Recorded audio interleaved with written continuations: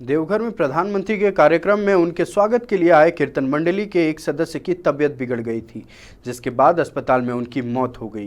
मृतक की पहचान भिखना पंचायत के कुमरडी निवासी दशरथ दास के रूप में हुई। अब देवघर जिला कांग्रेस जिलाध्यक्ष मुन्नम संजय ने पीसी कर बीजेपी पर निशाना साधा है।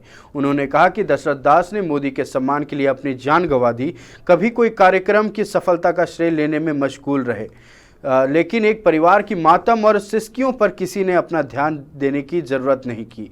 उन्होंने आरोप लगाते हुए कहा कि दुख तो इस बात का है कि अभी तक पीड़ित परिवार को किसी तरह की कोई मदद नहीं दी गई है, ना ही प्रशासन की तरफ से, ना ही बीजेपी की तरफ से।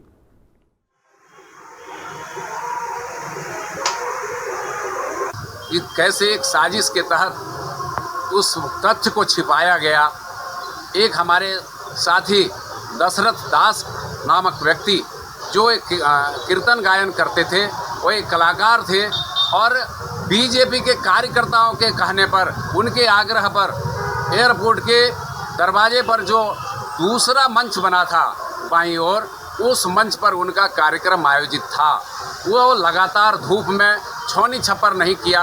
आपने कहा कि सड़क के किनारे हम लोग ऐतिहासिक रूप से उनका स्वागत करेंगे। उन स्वागत में कैसे कैसे लोगों को आपने लाने का काम किया और उस व्यक्ति को, दशरथ दास नामक व्यक्ति को, न पानी की व्यवस्था थी, न भोजन की व्यवस्था थी और घंटों धूप में खड़ा करके वो उस कार्यक्रम के दरमियान वो मूर्छित हुए और वहाँ से आनन फानन में ले जाने का भी प्रयास किया गया, लेकिन भीड़ इतनी बड़ी थी, रेला इतना रोड पर रैली निकला हुआ था, वो उनके परिजन कहीं भी बाहर ले जाने की स्थिति में नहीं थे और रात दिन अस्पताल ले जाने के रास्ते में दशरथ दास की मृत्यु हो जाती है।